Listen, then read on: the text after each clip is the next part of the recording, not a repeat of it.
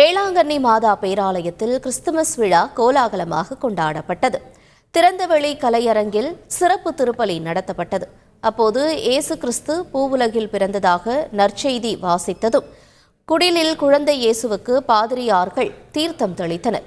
பின்னர் அங்கு கூடியிருந்த ஆயிரக்கணக்கான மக்கள் இனிப்புகளை வழங்கி ஒருவருக்கு ஒருவர் வாழ்த்துக்களை பரிமாறிக்கொண்டனர்.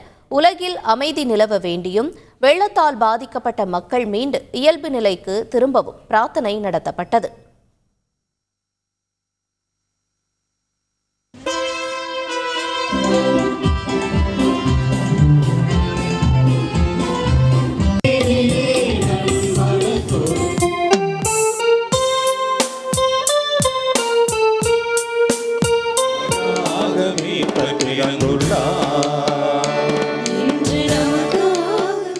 அனைவரும் இந்த கிறிஸ்துமஸ் பெருவிழாவிலே மகிழ்ச்சியோடு இருப்பது போல மற்ற உலக மக்கள் அனைவரும் மகிழ்வும் மனநிறைவும் சமாதானமும் உள்ளவர்களாக வாழ வேண்டும் என்றும், வெள்ளத்தினால் பாதிக்கப்பட்ட அனைத்து மக்களும் வளமோடு வாழ வேண்டும், மீண்டும் திரும்பி அவர்கள் வெகு விரைவில் இயல்பு நிலைக்கு திரும்ப வேண்டும் என்றும் சிறப்பு பிரார்த்தனையானது மேற்கொள்ளப்பட்டது.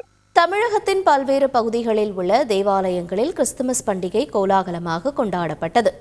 தஞ்சை இருதய பேராலயத்தில் கிறிஸ்துமஸ் கூட்டுப்பாடல் திருப்பலியில் ஏராளமானோர் கலந்து கொண்டு மழை வெள்ளத்தால் பாதிக்கப்பட்ட மக்களுக்காக சிறப்பு பிரார்த்தனை செய்தனர். கோவை டவுன்ஹால் புனித மிக்கேல் ஆதிதூதர் ஆலயத்தில் நடைபெற்ற கிறிஸ்துமஸ் கொண்டாட்டத்தில் 1000க்கும் மேற்பட்டோர் பங்கேற்றனர்.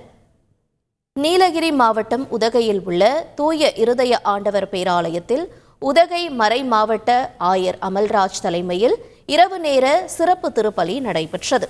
திருவாரூர் மாவட்டம் நன்னிலம் அடுத்த பெரும்பண்ணையூர் கிராமத்தில் உள்ள புனித சூசையப்பர் தேவாலயத்தில் கிறிஸ்துமஸ் விழா விமரிசையாக கொண்டாடப்பட்டது.